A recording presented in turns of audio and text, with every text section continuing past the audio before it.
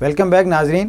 ہم دوبارہ اپنے پروگرام کے سلسلے کو جاری رکھتے ہیں۔ جیسے کہ ہمارے ماہرین کرام نے بتایا کہ ملٹیپل اسکلروسس کے مریض اس طرح سے پیش ہوتے ہیں جیسے کہ کبھی فالج کے طور پہ پیش ہو جاتے ہیں یا کبھی آنکھ کی بینائی اچانک سے چلی جائے اور وہ آ جاتے ہیں۔ ایسی ایک دفعہ ایک مریض ہمارے پاس کلینک پہ آیا، اس کی بینائی جو ہے اچانک سے چلی گئی تھی اور اس بینائی جانے پر وہ اپنے آنکھ کے ڈاکٹر کے پاس گیا اور آنکھ کے ڈاکٹر نے اس کی آنکھ کا معائنہ کیا۔ آنکھ کے معائنے کرنے کے بعد اس نے اس مریض کو بتایا کہ آپ کی آنکھ کا کسی قسم کا کوئی مسئلہ نہیں۔ تو آنکھ کے ڈاکٹر نے کہا کہ آپ جا کر کسی دماغ کے ڈاکٹر سے جا کے رجوع کریں۔ تو جب وہ مریض ہمارے پاس آیا تو ہم نے اس کا معائنہ کیا اور معائنہ کرنے کے بعد پتہ چلا اور اس کے کچھ ٹیسٹ کیے، جس میں ایم آر آئی ایک سب سے اہم ٹیسٹ تھا۔ اس ایم آر آئی ٹیسٹ کروانے پر پتہ چلا کہ اس کی آنکھ کی جو رگ ہے اس کے اندر ورم آ گیا ہے۔ تو اس ورم کے نتیجے میں، اس ٹیسٹ کے نتیجے میں اور اس کی جو علامات کے نتیجے میں ہمیں پتہ چلا کہ یہ بیماری کی جو علامات ہیں یہ ملٹیپل اسکلروسس کی طرف جا رہی ہیں۔ ایسے ہی ڈاکٹر آصف، آپ کے پاس بھی اس طرح مختلف مریض آئے ہوں گے جو کہ مختلف علامات کے طور پہ آئیں گے۔ جیسے آپ نے اپنی گفتگو میں پہلے کہا کہ مریض ڈاکٹر کے پاس آتا ہے اور وہ فالج کے طور پہ بعض اوقات ٹریٹ ہو جاتا ہے، تو ایسا کوئی آپ کے پاس مریض آیا ہو جس کا اس طرح سے علامات ہوں، آپ کچھ بتانا پسند کریں گے؟ جی، بہت کامن جو ہم نے دیکھا اپنی پریکٹس میں، دونوں ٹانگوں کی کمزوری ہو گئی۔ بیٹھے ہوئے تھے، بیٹھے بیٹھے ایک دم دونوں ٹانگیں کمزور ہو گئی، اب اٹھ رہے ہیں تو چلا نہیں جا رہا۔ تو بتانے کا مقصد یہ کہ بیماری ایک دم اچانک آتی ہے اور کبھی کبھی بالکل ایسے پریزنٹ کرتی ہے جیسے فالج کا اٹیک ہو گیا ہو، اور اگر ڈاکٹروں کو اس کی آگاہی نہ ہو تو اس کے علاج میں دیر ہو جاتی ہے اور پھر آبویسلی پھر اس کی معذوری بڑھنے کا خدشہ رہتا ہے۔ تو کبھی کبھی یہ بیماری بالکل ایسے آئے گی جیسے ایک ہاتھ ایک پیر کمزور ہو گیا، کبھی کبھی ایسے آئے گی جیسے دونوں ٹانگیں کمزور ہو گئیں۔ اس کے ساتھ بینائی جا بھی سکتی ہے اور کبھی بینائی اکیلی بینائی چلی جائے گی آنکھ کی اور ہاتھ پاؤں سلامت رہیں گے۔ کبھی جسم میں ایسا لگے گا جیسے کچھ سینسیشنز خراب ہو گئی ہیں اور وہ مستقل خراب چل رہی ہیں، جب اس کو محسوس ہوتا رہے گا جیسے پاؤں میں، ہاتھ پاؤں میں چوٹیاں چلتی چلی جا رہی ہیں یا کچھ پنیں چبھ رہی ہیں یا کچھ اس قسم کی کیفیات ہو رہی ہیں جو مستقل یہ کیفیات شروع ہو جائیں گی۔ تو اور ہوتی یہ بیماری بالکل اچانک ہے، بیٹھے بیٹھے ایک دم اچانک یہ بیماری آئے گی اور اگلے ہی لمحے مریض اس بیماری سے متاثر ہو چکا ہوگا۔ تو اس قسم کی علامات اگر اپنے مریض میں کسی میں دیکھیں، اسپیشلی ینگ لوگوں میں، تو ضرور نیورولوجسٹ سے مشورہ کرنا چاہیے۔ جی سر، ڈاکٹر آصف نے کہا کہ اچانک سے ٹانگوں کی کمزوری ہو جانا ہے تو اس کے نتیجے میں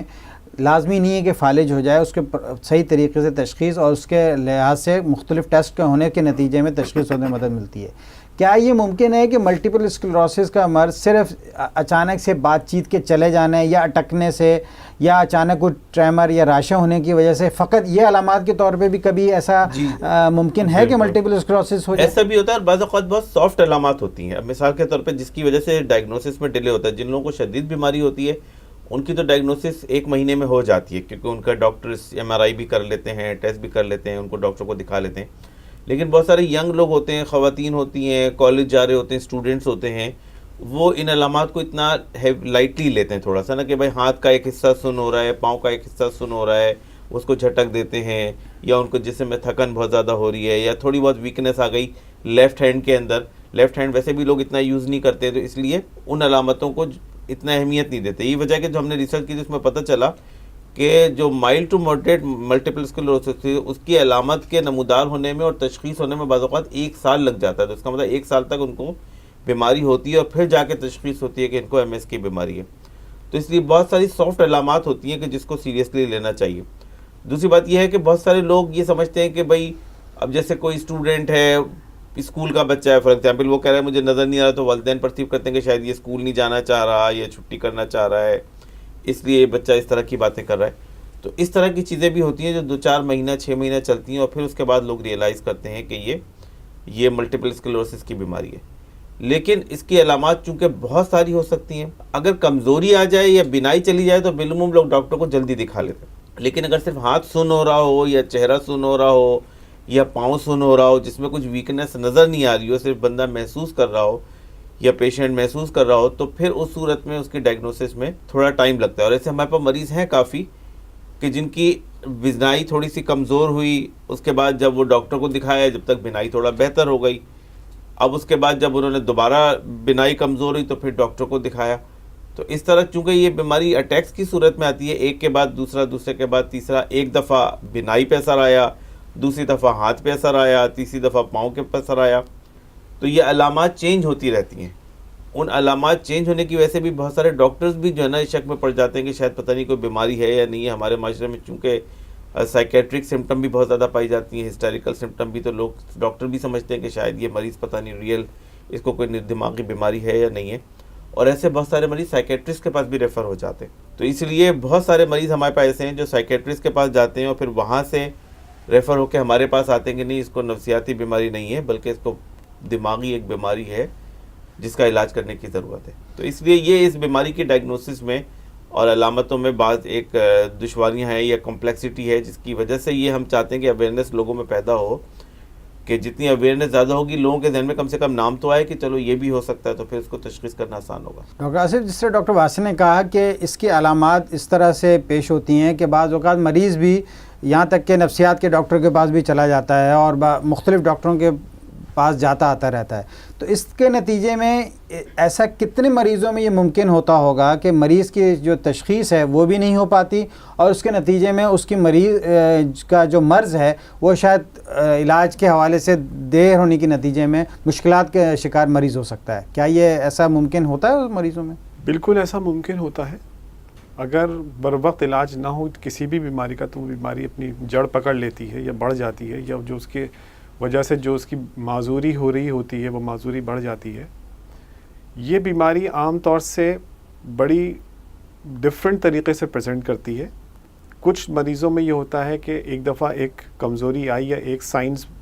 کچھ علامات ظاہر ہوئیں، وہ کچھ دن اسٹے کرتی ہیں اور اس کے بعد ایک دوسری علامت ظاہر ہو جاتی ہے. اگر ٹریٹمنٹ مل جائے تو پہلی علامت غائب ہو جائے گی اور پھر کچھ عرصے کے بعد دوسری آ جائے گی. تو اس بیماری کو سمجھنے کے لیے ایک بہت امپورٹنٹ چیز یہ ہے کہ یہ بیماری بار بار اٹیک کرے گی. کب کرے گی اس کا نہیں کسی کو پتہ ہوتا، یہ 1 سال کے بعد کرے، یہ 10 سال کے بعد کرے. لیکن اگر بیماری کی تشخیص ہو گئی ہے تو مریض کم از کم اس کے بارے میں اویئر رہتا ہے اور اس کو علامات پتہ لگ جاتی ہیں، اور پھر اگر خدا نخواستہ اس کو کوئی ایسی علامات ظاہر ہوں تو فوراً پھر ڈاکٹر سے رجوع کر کے اس کا علاج بر وقت شروع کرا سکتا ہے. ناظرین کرام، آج آپ نے ماہر امراض دماغ پروفیسر محمد واسع اور ڈاکٹر سید احمد آصف کی گفتگو ملٹیپل اسکلیروسس کی علامات اور اس کے حوالے سے پائی جانے والی مختلف چیزوں کے حوالے سے کہ وہ مرض کیسے پیش ہوتا ہے، اس مریض میں کیا کیا چیزیں پائی جاتی ہیں، وہ مریض کیا کیا علامات کے ساتھ آ سکتا ہے، عوام کی آگاہی کے لیے انہوں نے بہت ہی مفید اور معلومات افزا گفتگو کی. امید ہے کہ اس گفتگو کے نتیجے میں آپ لوگوں کو یہ جاننے میں مدد ملے گی کہ ملٹیپل اسکلیروسس کا مرض کیسے اور کن کن علامات کے ساتھ پیش ہو سکتا ہے. ہم اپنے ماہرین کرام ڈاکٹر پروفیسر محمد واسع اور ڈاکٹر سید احمد آصف کا شکریہ ادا کرتے ہیں کہ وہ آئے اور ہم اپنی اس گفتگو کا سلسلہ جاری رکھیں گے اب اس مرض کے حوالے سے کہ ملٹیپل اسکلیروسس جو ہے وہ کس طریقے سے اس کی ڈیزیز جو ہے وہ بیماری بڑھتی ہے، اس کے تشخیصی ٹیسٹ کیا ہوتے ہیں، اس کے اندر کیا نفسیاتی عوامل ہوتے ہیں. اس گفتگو کا ہم سلسلہ جاری رکھیں گے اور دیگر ماہرین امراض دماغ و اعصاب، ریڈیولوجسٹ اور ماہر امراض نفسیات سے ہم اپنی اس گفتگو سے آپ تک یہ معلومات پہنچائیں گے.